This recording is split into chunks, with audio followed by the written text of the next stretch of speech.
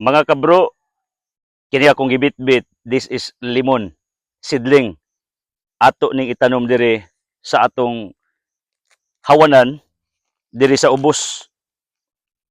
Karon na, kung makita ninyo, kining akong palibot dire sa likod, perting daghana og prutas. Perting daghana og tanom nato. Tanaw ninyo, nakalinya na siya. Ya, nagsaka ni mga to sa ibabaw, to dito ang atong farmhouse, atong resort sa ibabaw. So, diatas ubos. Pag magtanom gali mo,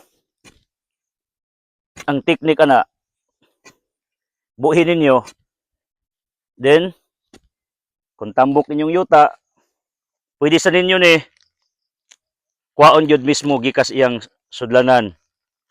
Pwede sa og dili, buhan ra ang iyang lubot kibali ba. Ingani magtanom.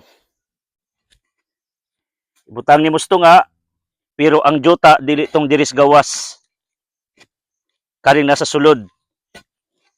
Para, humok ra gihapon, dali siyang mudako, dali siya nga mamunga. Naidaghang mga patay-patayo, nga sagbot, pwede na siya, di lang palabian, kay mamatay po pag maintan. Pero karon takna since gaulan-ulan diri sa Altam Farm, atong gidayban og tanom og limon. Mao gini ang pinaka the best kana bang practice ka sa law of timing. Dive kung it is needed. Gasto if it is really the basic needs. Take note, there is a big difference between wants and needs. Wants, kanang mga itching sa mong life, it causes more financial crisis. Ang mga needs, kanang di pwede, nga di mo gastuan tungod kay pag di ka mo gasto, luoy ka. Pagkaon, tubig, electricity, wifi, apil naman na ron, and even the schooling of your children. Kinahanglan kamao ka mo timing. Akong practice, akong kinabuhi, in terms of finances, inat-inat, murag lastiko ba? Gastoon dili. Pag grabe gali ka paspas mo desisyon, mo nagiingon, ang tao na laging nagmamadali ay laging nagkakamali. It is very true. Kinaraana kapagtihon pero until this time, it's still popular. Pag sa boxing, pag pikon ka, initim ulo, ma-knockout ka kay mo taka-taka man kag dasmag. Pag dasmag nimo, tungod kay emotional ka, ara kang ka-aggressive, impulsive, makakitag opportunity mong kontra, sumbagon ka sa imong weak points, mao nang madisgrasya. Pero sa boxing, pag di ka pikon, you will fight with confidence, with what they call courage and bravery, and even you are a smart fighter, you will win. In farming goes that way. Nganong nagtanom kog limon karon? Tungod kay ting-ulan, nag-ulan. Ilibotors ang palibot. Kay kining akong gibuhat ninyo, sige mag-tour diri ba ang akong videographer karon, tura. Muna ako siyang hilig og tour kare Injan Mingo. Kini Injan Mingo katong lakatan mao ni siya tambo kayo. Nag-viral ni siya atong lakatan actually. Ya tuay durian. Durian tong sa ibabaw, nya kakao, dagko kay bunga, di nakalinya nga to diring Injan Mingo. Lubi. Tuyok tours, day cancer killer, guyabano, avocado, di adere bayabas nga ang udlot ani tambal ra bagyo hyper, mga ulceron. Pero ang hinungdan nga nung gi-ulcer ang tao, way kwarta. Pag way kwarta, may stress ka, musaka imong asido. Anong kabalo ko ana? That's my weakness of my physical body also. Pag may stress ko, musaka akong asido. Avocado, namunga na ni, actually. Pero duha ra ka buok. Unya, nadaot pag yun, kay duha, di man nato mabantayan, kay duha ra gud. Pero ang nakalindot na ng avocadoha, kininas kong likod, it's a lagkit ng avocado. Karabang pilit, perting lami akanon. Pwede guwa na central, pwede guwa na gatas. Kay malagkit man. So kamaisan duryanan kining ubos natay mangga diri biyabas nya mao ni akong hilipad as what I told you ato ning gi-plaster sa rason tungod kay tingali dig ni mo landing diri Coco Martin akong kaluha moabot diri silang Willie magdag helicopter or else magparking mo one day diri nya diha kalubian na kanang ubos padung atos kabasakan facing ngadto sa naong sa Ginoo ngadto sa atong kalsada. By the way, na ko ipakita ninyo, this is the coconut nga gibakukang. Unsa man itabo? Sanglit gibakukang give me your sundang tours ya atong pakit-uning mga followers na to. Ditipas na di siya. Look at this. Ditipas. Pero ako na mong giingnan nga pagbakukangon ayaw gininyo pukaog tigbas kay muturok na mutubo na. Wa naman ni kwenta. Kay mo man ni ang iyang karaan nga dahon. So kini siya nisugod na siya barog.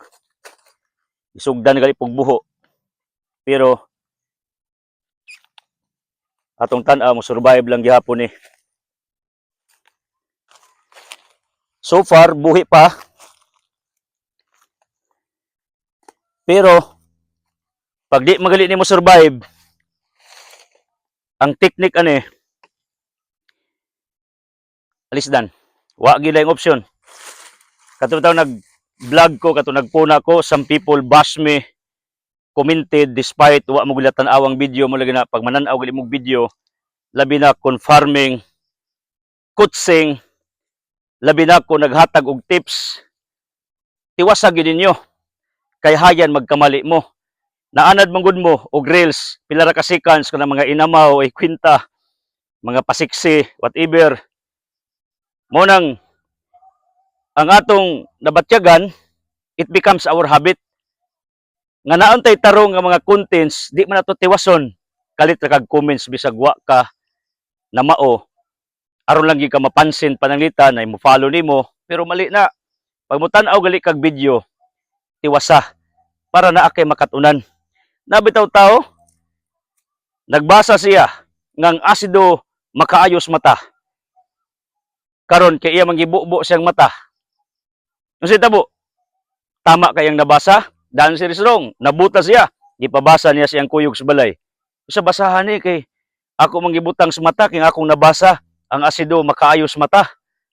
So sige basa sa iyang kuyog sa balay. Iyon sa paminaw tay. Ang asido makaayos mata basta gusto kang magpabuta. Wa man niya tiwasa. Kung gitiwas pa, he was what he could say by that letter, by that words, kadili to i-apply siyang mata pero man tiwasa. Ingana ra ba ka weak ang matag tao? Manglaba sugod ra. Pag manilhig di tiwason ipangpasok ras ilawom. Pag maguna, pag maanang uban, di kita mo tiwas. That's our habit. Muna ako by practice for so long. Pag na ako himuon, ako gidang siguroon nga akong mahuman during that day or during that hour. Kay madinahan na ninyo.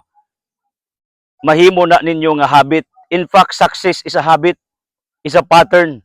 Kinaiya na. Pag magnegosyo ka, manarbaho ka, ug unsa imong gibuhat ning kalibutan na pag wa gali kay karakter, wa kay attitude, then you are not applying the right habit. You will not succeed technically. Mo nang akong challenge yo, tiwasag yun.